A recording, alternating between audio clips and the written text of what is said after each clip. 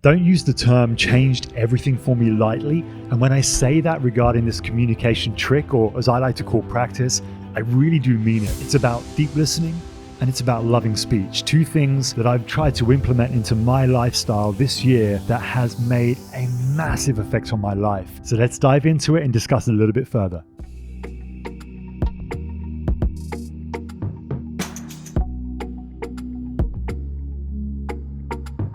So before we dive in, I just want to say a big thank you to Dorita, one of the latest subscribers to the channel. She put a beautiful comment in the post and it reminded me to mention about the art of communicating by, I just think is the most beautiful writer, the beautiful thinker, Thich Nhat Hanh. And I'm going to read right now a little bit from here that has had a profound impact on me this year. And hopefully, maybe for you, 2024, it may have an impact on you. You can listen deeply. And when you speak, there is compassion and understanding in your speech. The person with whom you're speaking will feel much more comfortable because there is understanding and love in your voice. The thing I love about this is that first little section. You can listen deeply, and when you speak, there is compassion and understanding in your speech. Beautiful. If you've got the book, it's page 35. If you haven't got the book, oh my God, I highly recommend it. I'll put a link down in the description below for that book. It's so amazing. So two things, listening deeply, deep listening. Now, it makes me laugh because the reason I got to this point of having it as something that has changed everything for me, I am, and I say am because I'm still this and I'm working on it, a serial interrupter. They allow dogs at the hotel? Aren't you supposed to let people talk on this show?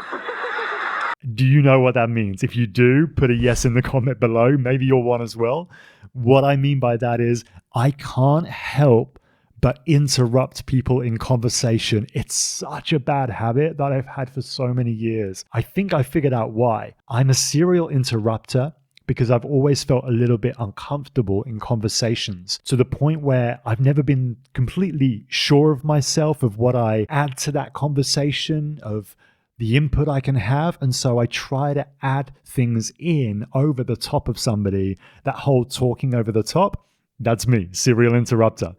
So the practice right here of deep listening has been profound because it means I've had to pull everything back, listen, really be present and listen to the person that is in front of me.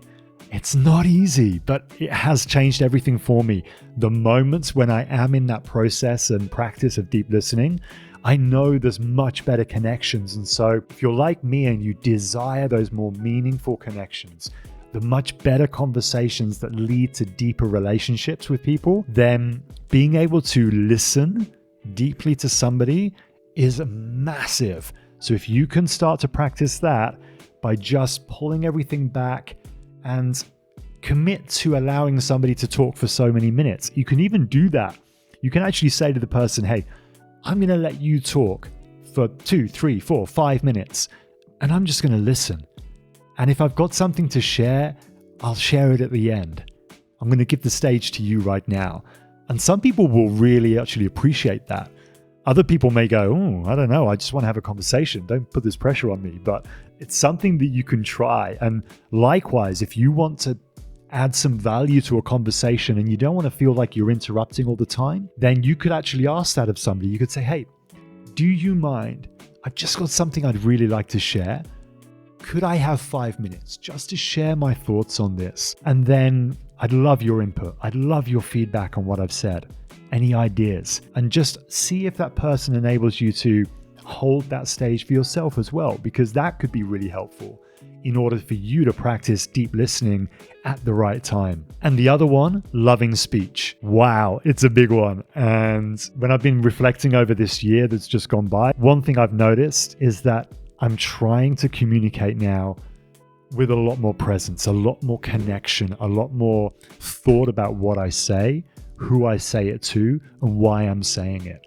So instead of throwing away things that might have a detrimental impact on somebody in conversations, I'm trying to just think more about the value I'm putting into that conversation, the way I communicate, the words I use, the way I use those words. What does it mean to the other person? And I invite you as well to think about this. So when you're having discussions with people, think about what you're saying and then what impact that has on the person that hears those words. Because our voice is powerful. It is so powerful.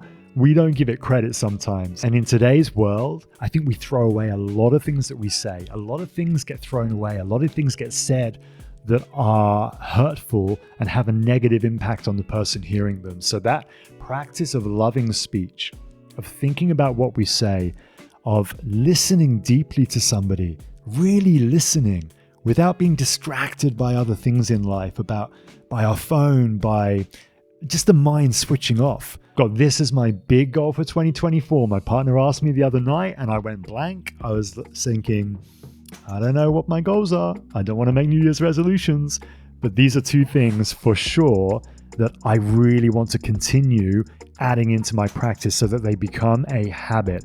We've talked on this channel a lot about habits, about how to create them. There's a video up here that talks about habits for communication skills.